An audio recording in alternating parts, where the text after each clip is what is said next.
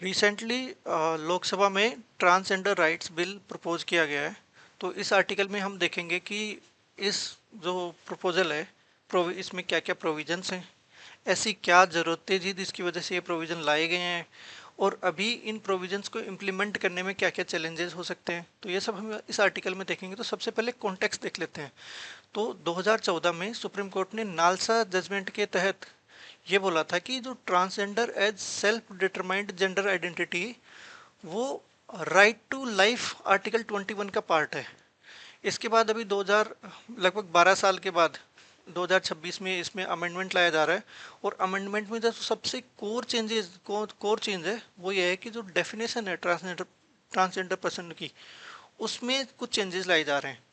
और जो सबसे इम्पोर्टेंट चेंज है वो ये है कि जो right to self perceived gender identity है, उसको रिमूव किया जा रहा है।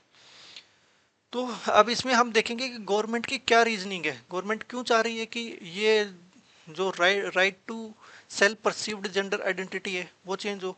तो उन्होंने बोला कि 2019 के एक्ट में जो right to self perceived identity है, उसकी वजह से कुछ सर्टेन डाउट्स और डिफिकल्टीज हैं, और उनसे इम्प्लीमेंटेशन प्रॉब्लम हो रही है।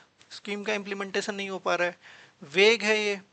जो ऑप्रेस्ड पर्सन है उनको आइडेंटिफाई कर पाना बहुत मुश्किल हो रहा है, क्योंकि डेफिनेशन में एक वेगनेस है। साथ ही कुछ स्टैट्यूटरी प्रोविजंस है, उनके साथ भी डेफिनेशन कंपेटेबल नहीं है। तो ऐसे में गवर्नमेंट ने रीडिफाइन करा है। अब हम देखेंगे कि ऐसे क्या क्या प्रोविजंस हैं, क्या क्या चेंजेस करे हैं गवर्नमेंट ने, कि जिससे जो ट्रांसजेंडर पर्सन की जो नई डेफिनेशन है उसमें क्या क्या इंक्लूड करा गया है। तो उन्होंने बोला है कि जो से सोशल कल्चरल आइडेंटिटीज़ हैं, किन्नर हो गया, हिजरा हो गया, अरवानी, जोगटा, या फिर को जेनिटल वेरिएशन जिन लोगों में हुआ है, या एक्सटर्नल जेनिटल, या किसी ने हार्मोन थेरेपी ली है, तो इन सब पर्सन को हम ट्रांसजेंडर की कैटेगरी में रखेंगे। इवन ऐसे पर्सन को भी इंक्लूड किया जाएगा जिन्होंने बाई म्यूटेशन या बाई हार्मोनल प्रोसीजर अपने आप को ट्रांसजेंडर की तरह अपनी जो आइडेंटिटी है उसको चेंज करी है, या उनका जो सेक्स है उसको चेंज करा है। लेकिन इसमें क्या इंक्लूड नहीं कर रहे हैं। तो पहले यह था कि सेल्फ परसीव्ड सेक्सुअल आइडेंटिटी थी, जिसमें ये बोला गया था कि अगर किसी का बर्थ के टाइम जो सेक्स है, जो सेक्स उसको असाइन हुआ है, अगर वो उससे अपने आप को आइडेंटिफाई नहीं करवाना चाहता, या कोई इनकम्पेटिबिलिटी है, तो उस केस में उसको ट्रांसजेंडर के तौर पे रजिस्टर किया जा सकता था। ये एक चेंज है कि अभी जो नई डेफिनेशन है उसको ज़्यादा एक तरीके से ऑब्जेक्टिव बनाने की कोशिश करी गई है।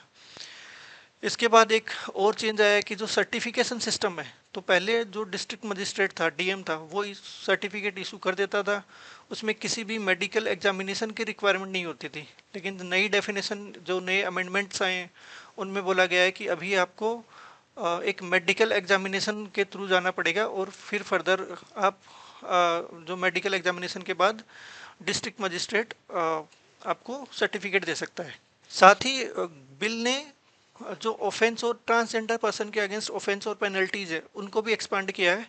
अभी up to life time imprisonment हो सकता है और 5 लाख तक का फाइन हो सकता है, अगर किसी ने ट्रांसजेंडर पर्सन या फिर चिल्ड्रन के अगेंस्ट कोई क्राइम परफॉर्म किया हो। तो अब हम देखेंगे कि इसमें क्या क्या चैलेंजेस आ रहे हैं। तो एक तो चैलेंज ये है कि भाई डाइल्यूशन ऑफ राइट्स हो सकता है, क्योंकि पहले सेल्फ परसीव्ड आइडेंटिटी के दायरे में बहुत सारे लोग आते थे, लेकिन अब क्योंकि डेफिनेशन को ऑब्जेक्टिव कर दिया गया है, उसका जो स्कोप है उसको लिमिटेड कर दिया गया है, तो ऐसे में कुछ सेक्शंस के एक्सक्लूड होने के चांस हैं। साथ ही मेडिकल एग्जामिनेशन और सर्टिफिकेशन का जो सिस्टम आया है, उससे भी माना जा रहा है कि कुछ सेक्शन हो सकते हैं जो प्रॉपरली ट्रांसजेंडर आइडेंटिफिकेशन अब उनके लिए मुश्किल हो जाएगा। और एक और जो चीज़ आ रही है वो सामने है कि लैक ऑफ कंसल्टेशन है, कि जो ट्रांसजेंडर कम्युनिटी के लोग हैं, जो एनजीओज हैं, उनके साथ प्रॉपरली कंसल्ट करके ये बिल नहीं लाया गया है। साथ ही वोकेबलरी के बेसिस पे ट्रांसजेंडर्स को आइडेंटिफाई किया जा रहा है, जैसे हिजरा, किन्नर, ये वो। लेकिन जो तमिलनाडु है, वहाँ पे ट्रांसजेंडर्स के लिए वोकेबलरी यूज़ की जाती है, जैसे थिरुंगाई, थिरुम्बी, तो ये इंक्लूड नहीं किए गए हैं। तो ऐसे में कुछ जो एनजीओज हैं, या जो सिविल सर्विस ऑर्गेनाइजेशन के लोग हैं, उनका मानना है कि इससे भी एक डिस्पैरिटी क्रिएट हो सकती है। तो हमें करना क्या चाहिए ऐसे में? तो हमें सबसे पहले ये करना चाहिए कि जो सेल्फ आइडेंटिफिकेशन प्रिंसिपल है एटलीस्ट उसको तो हमें प्रिजर्व करना चाहिए, ऐसा ऑथर का मानना है। साथ ही जो एक्सेसिव मेडिकलाइजेशन है उसको भी अवॉइड करना चाहिए। कंसल्टेशन को हमें बढ़ाना चाहिए ताकि जो ट्रांसजेंडर कम्युनिटीज़ के कंसर्न है उनको इंक्लूड किया जा सके। तो कंक्लूजन में हम यही बोल सकते हैं कि एक तरीके से जो ये नया अमेंडमेंट आया है वो right based to regulation based approach की तरफ हमें एक ग्रेजुअल शिफ्ट दिख रहा है। आर्टिकल है वो WTO रिफॉर्म और MC14 यानी मिनिस्ट्रियल कॉन्फ्रेंस 14 जो कैमरून में होने वाली है उसके रिगार्डिंग है। मार्च के एंड में ये कॉन्फ्रेंस होगी मोस्टली, और इसमें देखा जाएगा कि WTO की जो एबिलिटी है कि कैसे WTO जो ट्रांजैक्शनल और पावर बेस्ड ट्रेड रिलेशंस है उनको अडेप्ट कर पाता है। साथ में आजकल जो राइजिंग रेकिंग बॉल पॉलिटिक्स है वो राइज हो रही है, तो उसमें कंट्री डिसरप्शन और short term trade deals prefer करते हैं। तो इन सब जो सिचुएशंस इवॉल्विंग सिचुएशंस हैं, जो जियोपॉलिटिकल टेंशन्स हैं, उसको WTO कैसे रेस्पॉन्ड करता है, तो ये एक तरीके से उसका टेस्ट होगा। तो अभी हम अगर देखें कि WTO की जो फंक्शनिंग है उसमें कुछ कुछ स्टिल चैलेंजेज आ रहे हैं। जैसे पैरालाइज्ड जो डिस्प्यूट सेटलमेंट सिस्टम है वो WTO का पैरालाइज्ड है। बहुत दिनों से जो अपीलेट बॉडी है वो फंक्शन नहीं कर पा रही है।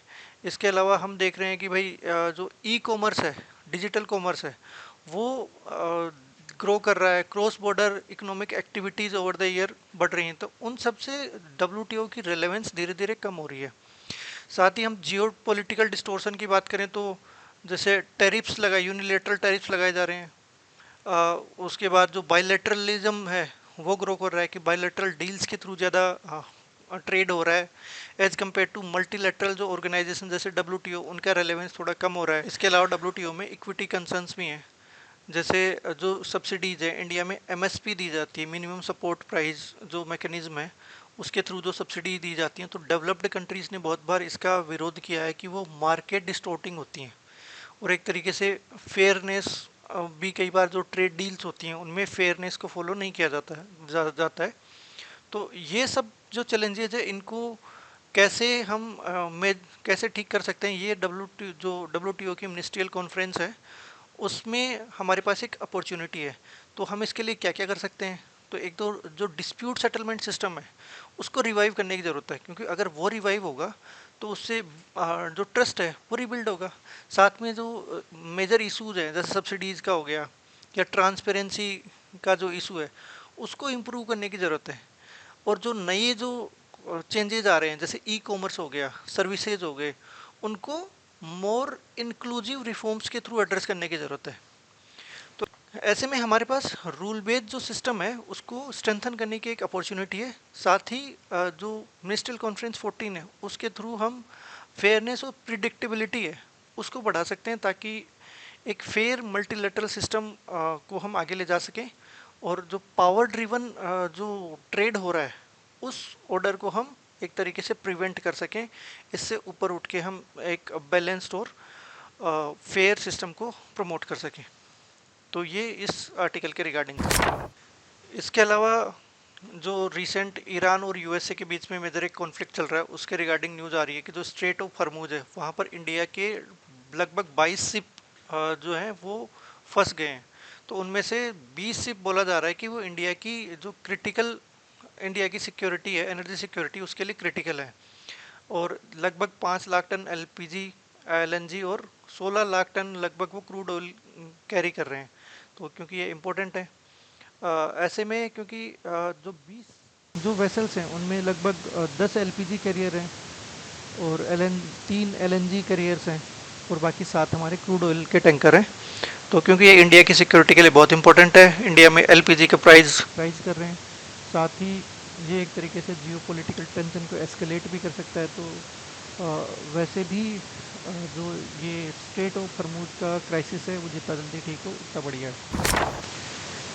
इसी से जुड़ी हुई एक और खबर थी कि ईरान ने जो पर्शियन गल्फ में ऑयल फैसिलिटीज़ हैं उनको स्ट्राइक किया, उनके ऊपर स्ट्राइक किया, उनको हिट किया है। तो ये एक तरीके से रिटालिएटरी स्ट्राइक है क्योंकि इससे पहले अमेरिका और जो इजराइल की फोर्सेज है उन्होंने साउथ पार और नॉर्थ पार मेगा फील्ड जो लार्जेस्ट गैस रिजर्व है उसको हिट किया था। और ईरान का मानना था कि अगर हमारा एनर्जी इंफ्रास्ट्रक्चर पे अगर अटैक हुआ तो हम रिटालेटरी स्ट्राइक करेंगे और रीजन में जितनी भी एनर्जी फैसिलिटीज़ हैं उनको अटैक कर सकते हैं।